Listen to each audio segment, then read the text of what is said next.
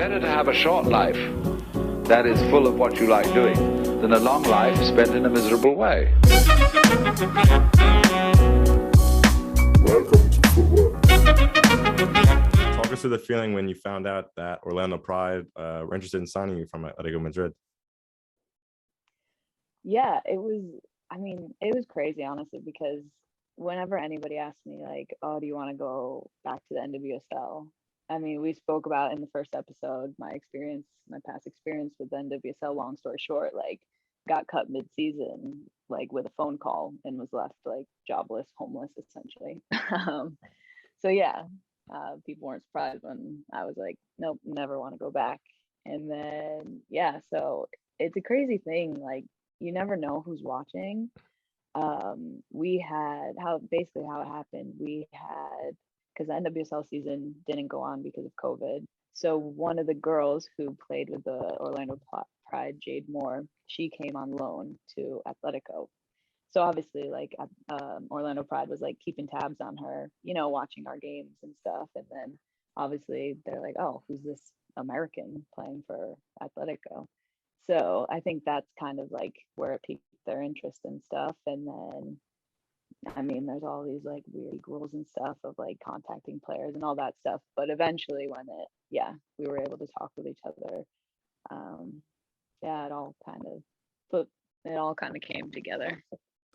So when you were able to talk to each other, was it kind of like, was it a tough decision for you to make in terms of, I mean, I know you really enjoyed your time at Atlético Madrid, but someone like Orlando Pride comes knocking with the players they have, with the name they have, and then just, playing back home. But how did you balance that, the difficulties? Yeah, that was honestly the hardest decision I've had to make in my career.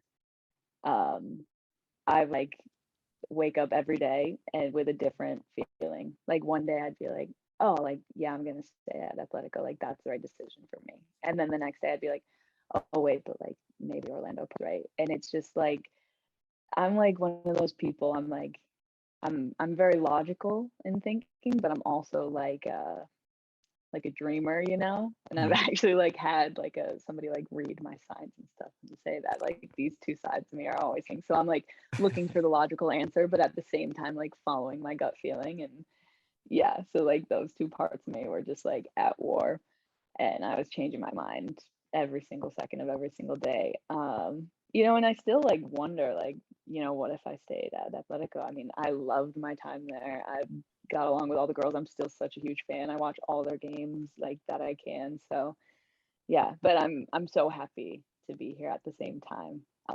Don't regret my decision whatsoever.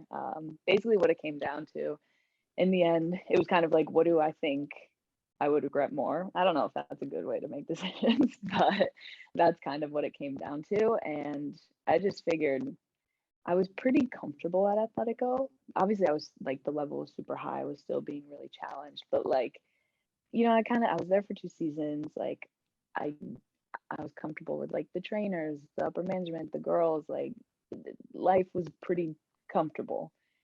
And I was like, I need to be uncomfortable. I think the Orlando was definitely the riskier decision, but maybe had like the higher reward. Mm-hmm. So I figured I was also terrified to come back to the NWSL with my experience in the past. I kind of had to like swallow my pride and just bet on myself and go for it. And I'm so happy that I did. Like the team, the players that I get to play with on a daily basis. I mean, it's like it's a dream come true. Like sometimes I still can't believe it. Crazy. Best player you've ever played with? Marta. I was gonna say, like just for the ball and every time. How is that? Is it just she just like in training, or just like you just wow?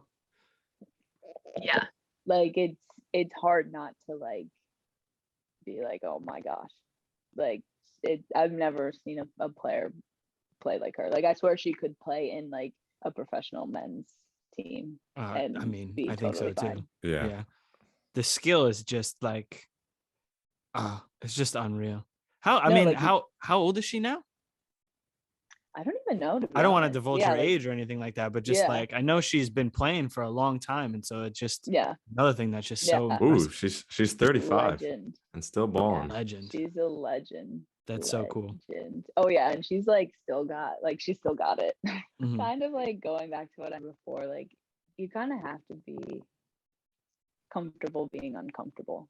Like I think as soon as you're comfortable at a place, like as nice as it is to like kind of be established, and you don't want to like hop from club to club and stuff, but like once you kind of like are at a place and are like, okay, like I've gotten everything I can out of this place, like you gotta, I think it's good to continue challenging yourself. Like you're never too old or too good to just like sit and be happy and like not want more. So that would probably be my biggest thing. Um, I mean, and also one thing I recommend for everybody is like go play overseas.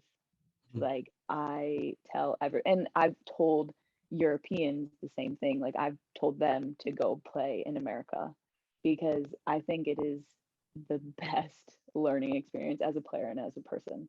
You learn to adapt. Like I mean, it sounds corny, but like I would not be the person I am without going abroad. Like,